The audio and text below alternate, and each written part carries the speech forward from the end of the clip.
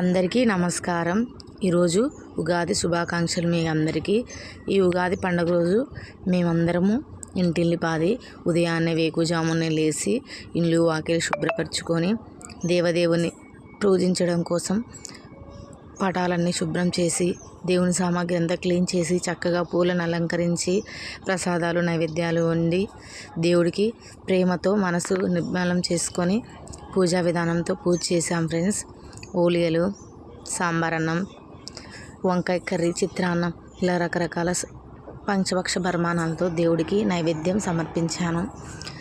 మా చెట్లకు మా గార్డెన్లో పూసిన పువ్వులన్నీ దేవుడికి అలంకరించాం. చూడండి ఎంత చక్కగా ఉన్నాయో.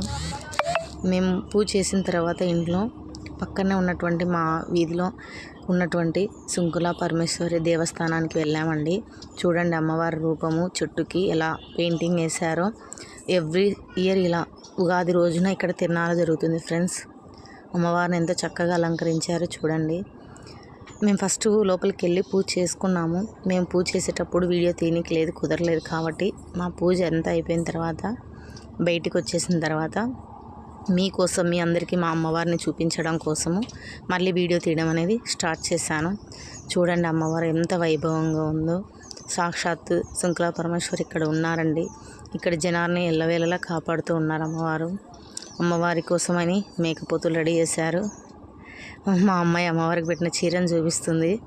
అమ్మవారికి కలగా ఉన్నారు. చూడండి ఎంత చక్కగా ఉన్నారు. ఇది వచ్చేసి ఉగాది పచ్చడి అండి. చూడండి ఫ్రెండ్స్, మా అమ్మాయి క్యూట్గా ఎన్ని ఫొటోస్ దిగిందో. అమ్మవారి సన్నిధానంలో ఇలా నిలబడి చూస్తూ ఉన్నాం మేము. జనాలు వస్తున్నారు. ఇంకా ఉదయాన్నే కాబట్టి జనాలు ఇంకా తక్కువగా ఉన్నారు. కొంచెం 10 అయ్యిందంటే చాలండి, పట్టరు గుడిలోకి వెళ్ళడానికి. మినిమం 3 hours పడుతుంది లోపలికి వెళ్ళి రావాలంటే.